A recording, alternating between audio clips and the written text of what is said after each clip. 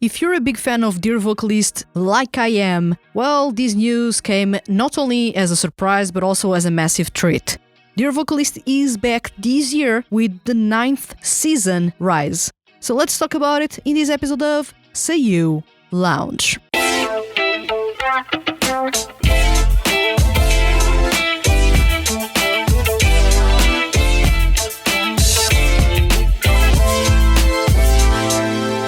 Welcome to Seiyuu Lounge, I'm your host Vanessa, and in this episode let's talk about Dear Vocalist Rise, the 9th season in the franchise, which has been running for 10 years, and this is quite the amazing thing. Let's say not 10 years, but 11 years. They had 1 year, let's say a gap year for them, in which they didn't release anything, but this is the 11th anniversary for the franchise, and they are bringing their 9th season. Rise is the newest season announced by Rejet. It was announced earlier in February and people were crazy about the news. And why is that? Because we wrapped up the franchise, or we wrapped up Headliner series 2 years ago, and it left a lot of questions in the air. For fans of the franchise, honestly, there's been a lot of things going on in this franchise that have been sort of solved, others have been reopened in some way, because we changed writers for the series for Season 8, and that changed dramatically how the characters were interacting even with you, the listener, in the drama tracks. When it comes to the music, nothing has changed too much, but when it comes to the storytelling, many things have changed, some for the worst, some for the best. I'm not going to dive into that because most of you don't even care about the drama CDs, some of you care about the drama CDs but don't want spoilers, so I'm not going to spoil anything.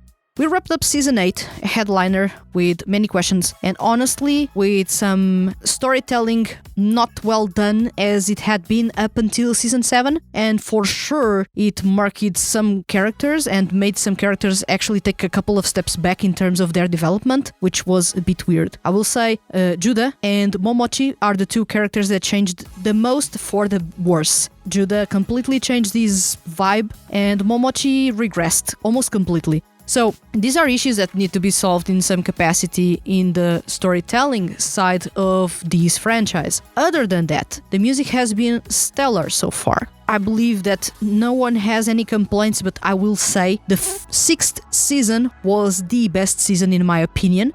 So far, we have had a lot of good music. The Extreme and the Evolve seasons were really good, which I'm saying is Season 4 and Season 5. Unlimited was strong. Headliner was really good. We had really good consistency from start to finish with all vocalists instead of, or let's say in comparison with Season 7, in which there were some hiccups by some bands, which were unexpected. But Season 8 was super strong in terms of the music. Hon returned with a lot of energy and crazy ideas and made all the vocalists shine a lot. At the same time, the Seiyuu themselves improved a ton, and when they took over as the characters, they showcased that as well.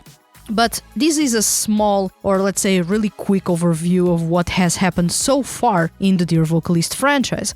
There has been a ton of things going on. This is a storytelling-driven franchise with a massive focus on mental health issues and the way that those are tackled, especially with you, the significant other to any of these vocalists, and how you will help them overcome or support them as they tackle those issues.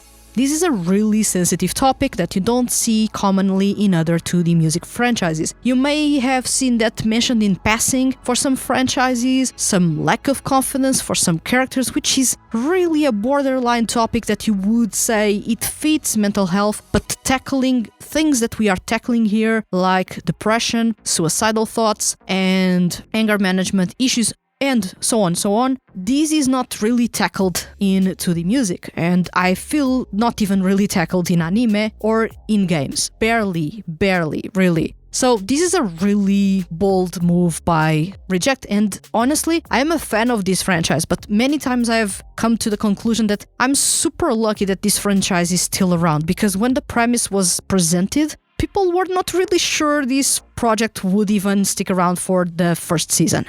And I'm so happy that people stuck around and found in this franchise not only a really strong storytelling-driven drama CD series, which is something that you don't see as much right now, but also A franchise with so many good songs and super strong bands, all created by the same composer, Hon, since the start, and also a take on mental health in such a sensitive way. Although sometimes you will say, this is borderline criminal, what is happening in this scene, especially whenever Momochi is in the scene, but... And this is my usual jab at Momochi. I love Momochi, mind you, but I love to give those jabs because he's kind of wacky. But yeah, you will see that by the end of it all, the topics are really well explored. The themes, and especially the mental health issues, are tackled in a really sensitive way. I feel this is something that we don't see, we should see more. This is the type of representation I don't find in many, if any, 2D music projects. Although we know that, let's say with quotation marks, that the 2D music industry wants to showcase perfect, with quotation marks, characters and their glitter lives and everything else that is amazing. They are so ikemen and they are so fantastic. They are really heartthrobs. But by the end of it all, there's people behind those characters. If you create the characters really well and you focus on giving them a storyline and a background and everything else, you need to develop that in some capacity, otherwise people will not click with the characters. And to see this kind of depth given to the characters, not only that, but also giving them, let's say with quotation marks again, imperfections, which makes them human, because no one is perfect. So the characters that we usually find in 2D music that are fantastic at singing and dancing and everything else, and they have perfect lives. This is not really reality, this is a complete utopia. So when you see characters that are flawed, just like we are, and that share the same mental health issues like some of us have, or some of us have experienced in the past, or have flaws of any other type, that's what makes the characters human, and that's what makes you stick around to know more about them, to relate to them, to want to support them. This is something that, from a storytelling point of view, makes these series and this franchise have the longevity that it has had. This is 11 years of storytelling with only 9 seasons of CDs, of course. And this goes all to show that we have several bands in this franchise. We have Lumière, the leading band in this franchise. We have Jet Red Fury. We have Die Fledermaus. We have Brave Child. We have Veronica, Kagaribi, and SFW. If you noticed what I just said, I mentioned a band that barely is mentioned, Die Fledermaus. And what is with this band? This is fronted by Ken, and Ken hasn't been around this franchise since season 2. Let's say Ciel, the character that he voices, the frontman of Die Fledermaus, the band that is a gothic rock style of band, was replaced in season 3, Wired, by Joshua with his band Brave Child. This was to say that Ciel was so amazing and Die Fledermaus was so popular that he went to the United States branch of Climax Records, the fictional music label in this franchise, and they replaced him with Brave Child, a band fronted by Joshua, who was an up-and-coming band in the US branch of Climax Records that was taken back to Japan. And this was the big reason why this happened. At the time that Ciel was replaced from the cast, and he was one of the fan favorite characters because he was more mature, older than most of the characters in this franchise, so as such the drama CDs were a bit raunchier in comparison with the other ones, especially at the start. Ken has been a household name for Reject even after leaving, let's say, temporarily the Dear Vocalist franchise back in season 2, Riot. So it was kind of weird to see him still being around all that Reject had when he was sort of removed from the franchise. And people were asking questions, but what about Ciel? Is he going to make an appearance? Is he going to even be mentioned? He wasn't not even mentioned and he didn't make an appearance for the seasons that came. But it was part of the drama CDs that they had, at least the first 2 drama CDs that they had with the full cast. This is all to say, I was not expecting Ken to be dropped around season 2. I felt that why would you replace Ken, one of the biggest stars at the moment, at least when season 2 was around, and replace him basically with Nobunaga Shimazaki. Although I love Nobunaga Shimazaki, he's an extremely skilled voice actor. I will reckon that when it comes to the performance, not singing, but the performance as a voice actor, Nobunaga Shimazaki is much more complete than Ken is. But when it comes to the singing, it's the opposite way. And I felt that why are we bringing him? But it made sense. Because while we were talking about claustrophobia with Ciel, we were talking about depression and suicidal thoughts with Joshua, which was deeper, heavier, and much more, I feel, relevant as a topic to cover for people to be seen, to feel that there is a way out, and to feel that if you have the right people around you, you can, in some capacity, overcome those thoughts or at least heal. With claustrophobia, while that is an issue, and some of us may have it in a bigger or a smaller degree, that was not really a topic that would fit with every single other of the vocalists. I felt that at the time when I noticed that it was the easiest, let's say, with quotation marks, once again, easiest thing to solve in there. Because while that is something that plays with your head, it's not something as dire or as grave as you would say, once again, suicidal thoughts or depression. So when it comes to exploring that, I felt that the Dear Vocalist franchise, and this was something that probably Iwadi Daisuke Iwasaki, the CEO of Reject and the creative lead for this franchise, as well as the lyricist, this is something that I really wanted to explore more than claustrophobia itself. And while CL is the epitome of coolness and mature vibe, Joshua brought something more layered and more complex to approach. And this was really well accomplished when it came to the writing itself of the seasons and the writing of the character across season 3 up to season 8. He has had, I believe, the best character development so far, and it's really hard, once again, how he has went from what he was experiencing to what he now is experiencing. Once again, I'm not going to spoil anything, but please listen to the drama CDs because it is well worth it. Of course, do understand that there are trigger warnings. Once again, I've mentioned before what are the problems or what are the things that we will be tackling when it comes to Joshua.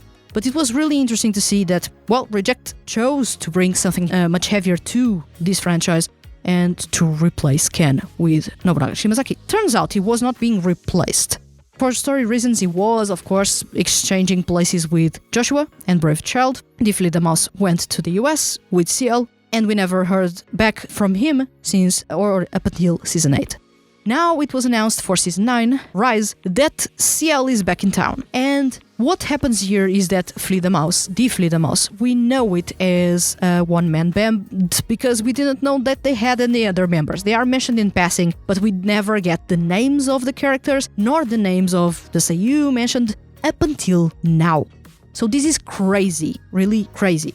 So, we have an amazing lineup for Deeply the Mouse as a supporting cast for the drama CD with the band. Ken is back, of course. We will have CL back with his amazing gothic style of rock performances that we barely have in 2D music. If you pay close attention, there are very few 2D rock bands that even explore a sort of a visual kei gothic style of rock. But here we have Deeply the Mouse. And we have CL, of course, voiced by Ken. We have 4 Seiyuu that you may love a whole lot. So we have for the guitarist, we have Arthur Lounsbury. Of course, we will have Arthur Lounsbury. We have voicing the bassist Genki Okawa, another household name for Reject. I am not surprised. And when it comes to voicing the drummer, we have Maino Tomoaki, which is going to be amazing. And as the keyboardist, we have Shotawoi. And this is going to be quite interesting because we have the characters are called Yohane for Arthur Lounsbury. We have Ice, voiced by Genki Okawa. We had Reverie, voiced by Tomoaki Maino, and Luca, voiced by Shotawoi. This is a lineup for the ages in terms of household names for Reject, because every single one of these Seiyuu, they have worked with Reject for a long time. So I'm not surprised to see this cast. I'm just surprised to see the lineup as is. So this is really awesome what we have here. Deeply the Mouse is coming with not only new music, but also the first drama CD featuring all the characters in the band. So this will be the very first look into the dynamics of the band, which we don't know much about from the first 2 drama CDs. They were, of course, more focused on CL himself and his relationship with you, the listener. But this time around, we are going to have not only the drama CD with you, the listener, but also we have the drama CD with Deeply the Mouse, the band, and seeing the dynamics and seeing how they are working together, especially because they went from Japan to the US and were extremely successful on both ends, and they are back in Japan after all that success. So they are superstars, so their dynamic will be slightly different, I feel, from any other band in the Dear Vocalist franchise. The thing about the Dear Vocalist franchise right now, about especially the Dear Vocalist Rise series, is that we know this is the 9th season, We know that CL is back. We know that Deeply the Mouse are going to release new music. We know that we have 4 new Seiyuu in the cast, part of Deeply the Mouse, and we don't know anything else about the project, or at least about this season. This is something that, coming from Rejet, is a bit weird. Rejet usually announces the start of a season by the start of the year or the end of the previous year, and they start releasing music around March. Of course, I'm recording these in early March, and we still don't have any news about this project. We don't know when are the CDs coming. We know that they will be coming soon, and soon can be this year, next year, we don't know when. Although this is good to know that Rejet is actually working on the project and they have already teased the project, which for me it relaxes me a bit, because whenever I wait too long for news coming from the Dear Vocalist franchise, I fear that the Dear Vocalist franchise will be shelved and will never return. That scares me a whole lot, because this is my all-time favorite 2D music franchise, and by far, if this franchise goes away, I don't really know if I will have a lot of excitement for any other 2D music franchise. This is basically the franchise that tethers me to 2D music at the moment. Although I have many others that I love, this is the one that brings me the most joy to listen, to talk about, and to cover. So I don't want them to go away in any capacity. So fingers crossed, this is a teaser that will turn into something. And we will see Dear Vocalist rise within this year, which would be amazing. Now, this depends on whether Rejet is focusing well on character development this time around, and especially because CL was so long away that we don't know how much the dynamics between himself and his significant other have changed, and we don't even know if the significant other went to the US with CL, or if they stayed behind in Japan, and this has been a long-distance relationship, or maybe they have even stopped dating. So we don't know what happened between us, the listeners, and CL. So we will know when it comes to the drama CDs. Hopefully, we will get more details about that soon, and when I say soon, I'm hoping for this year.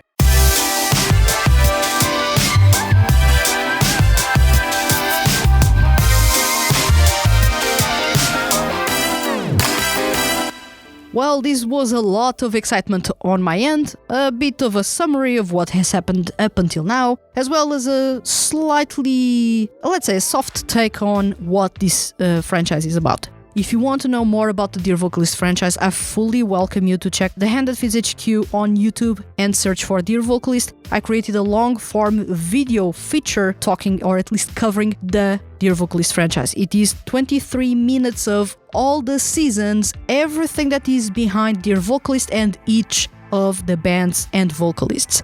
It is I feel that I summarized really well this franchise because, well, this is my all-time favorite franchise, so I went really with the focus of not only making longtime fans feel that, yeah, exactly, it is this that I feel when I listen to this franchise, or this is exactly why I love this franchise, but also as an introductory or an introduction for newcomers to get up to speed with what this franchise is about and what are the amazing things that you can find there. So if you are curious about the Dear Vocalist franchise, do check the episode The Secret Behind Dear Vocalist's Success, which is a really interesting long-form video that I love, and I feel that deserves a little bit more love in comparison with what it got. But yeah, I hope you guys are excited about Dear Vocalist Rise. I for sure am super excited, and I will be covering that in a lot of detail as soon as we have details about the franchise and as soon as I start reviewing the music in this season. Hopefully, once again, we will have something this year, but we don't know yet, so we will have to wait until Rejet has some news for us. Until then, I would love to know from you in the comments if you are excited about the Dear Vocalist franchise Rise season. This is the 9th season. Have you been around for all the seasons? When did you find the Dear Vocalist franchise? From when did you start following the franchise? Because I have been following, for example, the franchise since the very first season, but I know that some of you only got into the franchise during the Unlimited season, others during the Extreme season. So it would be interesting to see if you are finding this franchise just now, or if you have been a long-time fan, and if you have been a fan of the franchise, are you excited to see CL back? What are you expecting from CL's relationship with his significant other? Did he go to the US without her? Did he go with her? we don't know. So at least I don't know, and I would love to know what are your theories here. So this is all from me. I would love to have your answers or your comments down below. And if you enjoyed this episode, don't forget to give it a thumbs up. It helps a lot with exposure here on YouTube and also on streaming platforms. Don't forget to follow the podcast to not miss any episodes that we have about this franchise and many others, of course. Thank you so much for watching this episode, and I'll see you guys in the next one.